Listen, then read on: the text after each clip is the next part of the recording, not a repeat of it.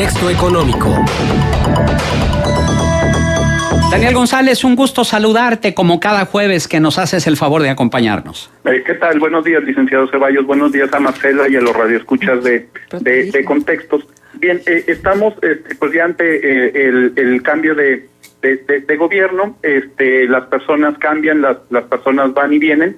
Sin embargo, las instituciones pues permanecen, ¿no? Y en este sentido hacemos este planteamiento porque hace una semana se presenta el Índice Nacional de Competitividad, que es un ejercicio por medir el desempeño de la economía mexicana. Lo interesante de este instrumento, licenciado, es que es un producto que genera tanto el INEGI, el Instituto Nacional de Estadística y Geografía, junto con Secretaría de Economía, Secretaría de Hacienda y Crédito Público, el Banco de México, el Centro de Estudios Económicos del Sector Privado, el CIDE y el Instituto Mexicano de Ejecutivos de Finanzas.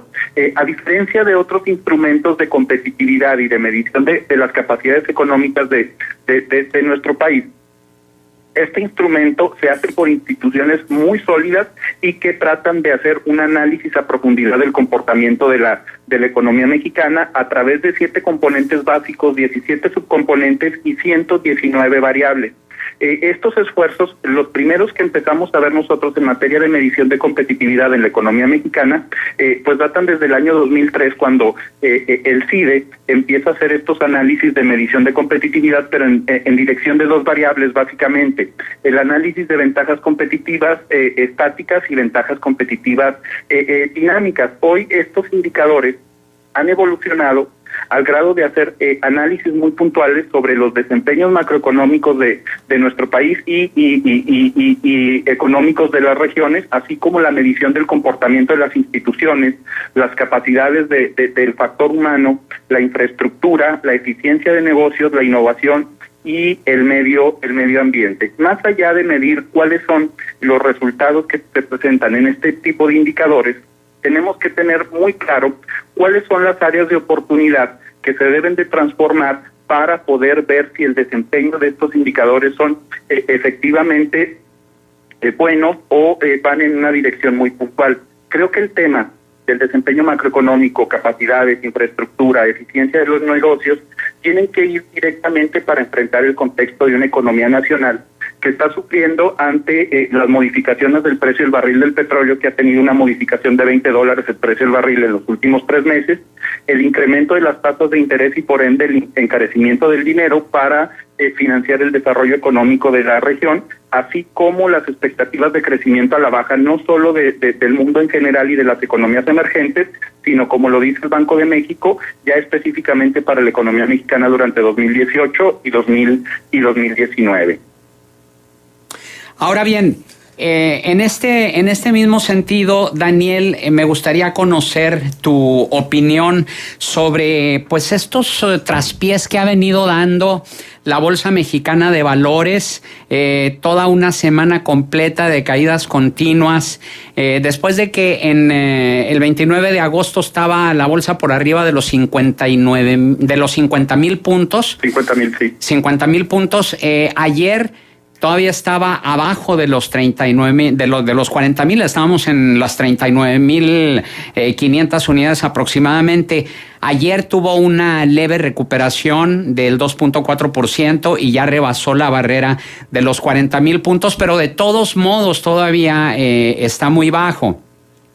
Todos estos tumbos, ¿qué te dicen a ti, Daniel? Primero, me hablan del contexto internacional en donde las economías emergentes están sufriendo severas presiones por el tema de los factores geopolíticos. Cuando se presentan este tipo de riesgos en los escenarios internacionales, por lo regular, los inversionistas, los capitales suelen migrar a economías más estables, como es el caso de Estados Unidos. Si usted, además de esto, considera que están incrementándose las tasas de interés en aquel país, pues se vuelve un poquito más interesante dejar nuestro dinero en zonas económicas en donde hay más estabilidad y donde los beneficios van un poquito a la alza. Es decir, la gente busca, digamos, tranquilidad en el escenario financiero, por un lado, y por el otro, por supuesto, tiene que ver con las condiciones internas de nuestro país, en donde las expectativas generan cierto tipo de incertidumbre en los inversionistas y en las expectativas de crecimiento de la empresa, de las empresas que están registradas en la bolsa mexicana de valores. Es decir, si nosotros consideramos, por ejemplo, que en las expectativas de Vitro, que el siguiente año no va a tener el crecimiento, no va a tener las utilidades que se esperan, pues esto reduce su valor de las acciones. ¿Qué nos está diciendo? ¿Qué nos trata de informar la Bolsa Mexicana de Valores? Pues eso, que las expectativas de crecimiento, de desarrollo de estas empresas que cotizan en bolsa, no son tan importantes, no son tan fuertes como en otro momento se estaba considerando. Y esto tiene que ver con dos factores fundamentales: las expectativas propias de la empresa y su sector, que tenga que ver, por ejemplo, relación con tipos de cambio, con tasas de interés, con el tema de los precios de los metales, por dar alguna idea, y el otro es el contexto generado por las condiciones económicas del país. En ese sentido, pues hay empresas que variaciones de tipo de cambio hacia arriba le generan beneficios y a otras les genera un perjuicio, ¿verdad? En este contexto tenemos que entender que el cambio de modelo que se pretende, o hablar de la cuarta transformación, es un proyecto que no habíamos visto en muchos años en este país y que está generando incertidumbre en los grandes capitales.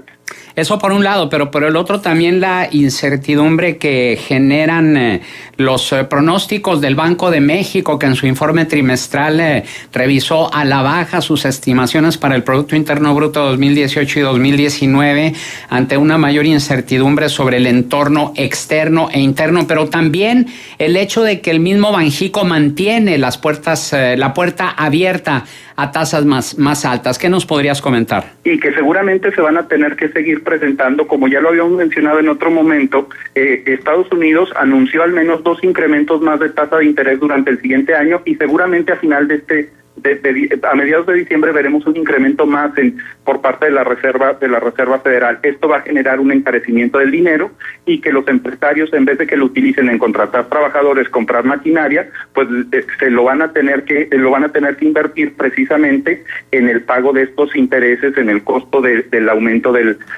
endeudamiento, ¿no? Definitivamente. Ahora, hay quienes dicen, ya ven, ¿para qué se preocupan? Había bajado en la bolsa, pero ya empezó a subir. Ayer tuvo un repunte importante y también el peso recuperó terreno porque hay confianza en el próximo gobierno. Eso es lo que dicen algunos. Sin embargo, el Financiero publica hoy que el presidente de la Reserva Federal de Estados Unidos, Jerome Powell, suavizó su postura con respecto a las tasas de interés, lo que ocasionó una ola de compras de activos de riesgo a nivel global, incluido el peso y la bolsa mexicana. Entonces sí sería conveniente precisar, ¿no?, la causa de ese repunte de la bolsa y la recuperación del peso. Claro, pero más allá de eso, creo que tenemos que tener en mente dos circunstancias. La primera es un compromiso de que las economías emergentes pues tengan crecimientos superiores al 2%, como el que se está dando en el caso de México. ¿Por qué economías que están en las mismas condiciones que nuestro país crecen incluso anualmente al 5%? Entonces, eso va a determinar mucho el funcionamiento de la economía de nuestro país, las expectativas del crecimiento de la economía. Y el otro tema es muy importante el funcionamiento de la Bolsa Mexicana de Valores, pero no representa más allá de 100 instituciones empresariales en el país. ¿Cómo le hacemos para que estos indicadores generen beneficios en los otros 5 millones de empresas que tienen menos de 100 trabajadores en la economía mexicana? Este es el tema que me parece que tenemos que empezar a trabajar, y lo enlazo con el tema que hablábamos de las condiciones de competitividad. ¿Cómo volvemos a generar esta relación entre la microeconomía, que es el funcionamiento de las empresas, y los consumidores, y las variables macroeconómicas? Todo mundo tenemos claro que ha sido muy bien manejada la política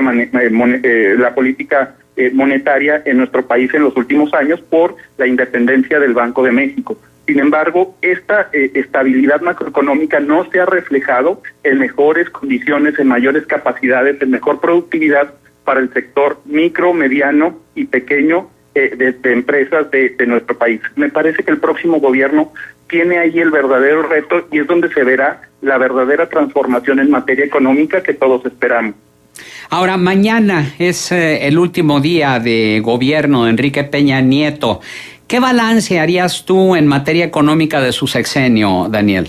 Mira, licenciado, yo me quedo con su propuesta de campaña que presentó en la revista del Instituto Mexicano de Ejecutivos de Finanzas en marzo del año 2012, en donde había un compromiso de crecimiento promedio de la economía mexicana del 4%. En ese sentido, tenemos una tasa de crecimiento promedio del 2%, entonces estamos creciendo al 50% de lo que se prometió. Ahí hay un indicador muy concreto, pero eso es lo menos que yo espero del siguiente gobierno. También hay un compromiso de un crecimiento anual promedio del 4%, y con ese indicador muy sencillo nos servirá, por lo menos a mí, para determinar el funcionamiento adecuado o no de la economía mexicana. Es decir que entonces, al igual que en la encuesta del Universal y la encuesta de Reforma, reprueban al presidente en su gestión, en su sexenio, ¿tú también lo reprobarías en materia económica? ¿Qué calificación le darías? El 5 específicamente, ¿no? Si él considera que es un 100 en una tasa de crecimiento del 4% anual promedio, si tuvimos tasas de crecimiento promedio anual del 2%, pues en ese sentido se reduce la calificación también a la mitad, por lo menos para mí, y esa es una consideración exclusivamente personal, licenciado. Claro, de acuerdo, pero estamos hablando únicamente en función del crecimiento económico. Del crecimiento económico. Que falló. Dijo el 4, quedó en el 2. Pero en las otras variables económicas, digamos, lo que tiene que ver con la paridad peso-dólar, lo que tiene que ver con las reservas internacionales, con la deuda, con los aumentos de precios, con la inflación, etcétera. Mire, por ejemplo, el tema de la inflación y de las reservas federales, así como el tipo de cambio, licenciado, no es responsabilidad del gobierno mexicano, es responsabilidad del Banco Central, de ahí su independencia. Entonces, son éxitos que no tienen que ver con el gobierno federal, son éxitos del funcionamiento de la política monetaria y por tanto del Banco de México. Y sí, pero tiene mucho que ver, Daniel, discúlpame que te interrumpa, pero claro, sí sería importante que nos aclararas esto o nos precisaras a los que somos neófitos en materia económica y financiera, que si bien el Banco Central es el que tiene las decisiones de ese tipo, en mucho influyen las políticas económicas y financieras del gobierno para poder alentar la economía o desalentarla, ¿no? Esto se da a través del funcionamiento de la política fiscal, que sí depende de la Secretaría de Hacienda y Crédito Público, y el responsable de la Secretaría de Hacienda viene ahora sí del gobierno en turno. En este sentido, ¿cuáles son los indicadores que deben de reflejarse a través de la Secretaría de Hacienda y Crédito Público? El ejercicio del gasto, el tema del endeudamiento de la economía nacional, por supuesto, y el tema de inversión y en este caso multiplicación de la riqueza a través de estos esquemas de inversión en infraestructura. En ese sentido, sí hay una diferencia muy importante entre el funcionamiento de la política monetaria y el funcionamiento de la política fiscal. Creo que nos deja mucho de ver, sobre todo el funcionamiento del ejercicio de las leyes de ingresos y las leyes de ingresos, y que esto dé como resultado el buen funcionamiento de la economía y por lo tanto el crecimiento. Eso en cuanto al gobierno que se va. ¿Y las expectativas del gobierno que viene? Yo esperaría, como le digo, que se cumpliera la promesa que se hizo de un crecimiento promedio anual del 4% del Producto Interno Bruto.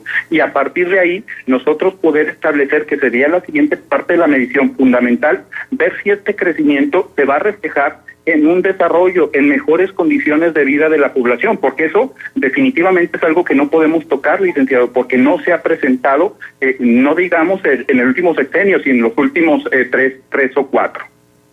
Ahora, ¿qué tanto podrá ayudar a la economía nacional esta localización de este nuevo yacimiento petrolífero con varios miles de millones de barriles que tiene de reserva?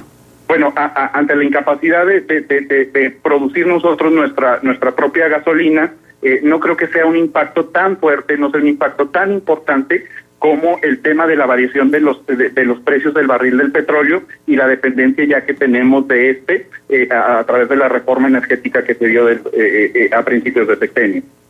Y hay una pregunta para ti que nos hace María Dolores Jiménez. ¿Me podría decir el economista, porque yo francamente no lo entiendo, si están bajando los precios del petróleo a nivel internacional, ¿por qué no baja la gasolina en México? Porque en la reforma venía el tema del impuesto del jet, en donde está generando un problema muy importante en el precio de la gasolina, y el otro tema en el precio de la gasolina, y el otro tema muy importante es que como importamos gasolina, esta se determina a través del valor del tipo de cambio, y como el tipo de cambio está en aumento, pues eso impide que el precio de la gasolina disminuya.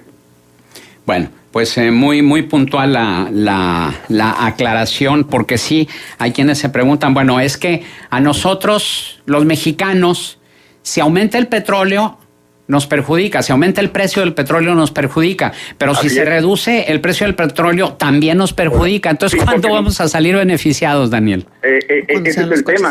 Tenemos que ver que las reformas que se hicieron, que me parecen buenas algunas, a principios de sexenio, sean vueltas a analizar y darle una renovación a estas reformas, unas reformas 2.0 que se adecúen al nuevo contexto internacional, porque tenemos que entender que la transición económica que se da en el mundo, no solo en México, es otra. Las reformas que se dieron a principios de sexenio, 2012-2013, obedecían a un comportamiento de la economía de principios de milenio. Hoy estamos en otra dirección económica y tenemos que visualizarlo así.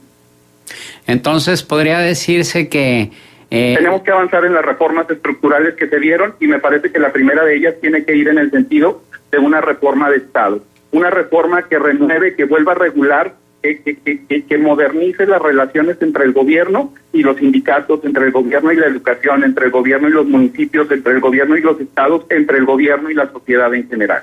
Exactamente. Un nuevo pacto social. Muy bien, Daniel, ¿algún punto de contacto? Estoy a sus órdenes en danerto@hotmail.com. Muchas gracias, Daniel González.